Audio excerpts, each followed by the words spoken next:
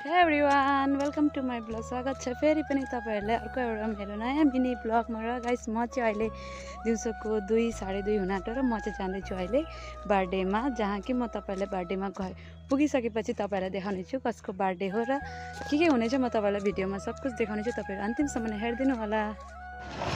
Guys म चाहिँ यहाँ आएर एकछिन पर्खिनेछु, किनभनेपछि केकको अर्डर यतै दिएको छ अरे, अनि म यही बाटो भएर जाने थिएँ र साथैमा म चाहिँ त्यो केक लिएर जाँदैछु, किनभने उनीहरूलाई आउनलाई ढिलो हुन्छ भनेर म चाहिँ केकलाई पर्खिनेछु, किनभने यहाँ केक ल्याइदिँदैछन् भनेर।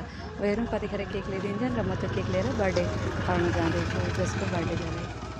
यहाँ चाहिँ फाइनली केक ल्याइदिइसकेका छन् र म चाहिँ केक लिएर सिधै भनेर जान लागेर यहाँ चाहिँ हेर्न सक्नुहुन्छ केकलाई एकदम राम्ररी समाएर लाँदैछु, किनभने रस्ता यस्तो खराब थियो कि गाइस कि केक कहीँ बिग्रिन्छ भनेर। यहाँ चाहिँ नजारा हेर्दै हेर्दै म चाहिँ फाइनली यहाँ चाहिँ हामीहरूको मेम घर आइपुगेको छु र यहाँ चाहिँ अब मलाई देखेर सकै हुन्छ हामीहरूको मेमको छोरा बाबु। हेप्पी बर्थडे बाबु, ढङ्ग रहेको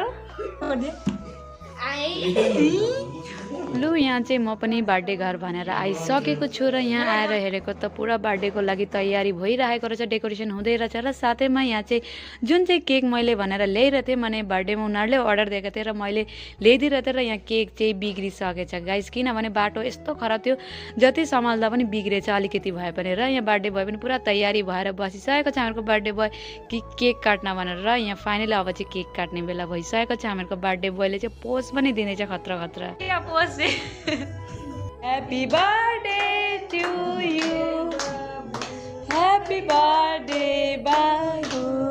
अब यहाँ चाहिँ हेर्न सक्नुहुन्छ, अब हरेक बर्थडेमा केटाकेटीको बर्थडेमा केटाकेटी छैनन् भनेर सोच्नुहुन्छ होला, तर गाइस यहाँ चाहिँ अब अलिक अर्कै जग्गामा एउटा पार्टी पनि थियो, त्यसैले गर्दाखेरि यहाँ मान्छे पनि धेरै थिएनौँ र मिनी बर्थडे भएको छ हामीहरूको बाबुको, र पनि स्पेसलै भयो आजको बर्थडे चाहिँ। बाबु बर्थडे केक किन कहिले कोइदिएछ खुसकारी पेलाएन स्कुटी हुन नै। यहाँ चाहिँ हामीले बाबुको बर्थडे यसरी नै मनाइ, मिनी भए पनि साह्रै नै राम्रो भएको थियो गाइस। तपाईँलाई कस्तो के लाग्छ कमेन्टमा जरुर भन्नु होला। फेरि पनि भेट्नु नै छ, बाइ बाइ।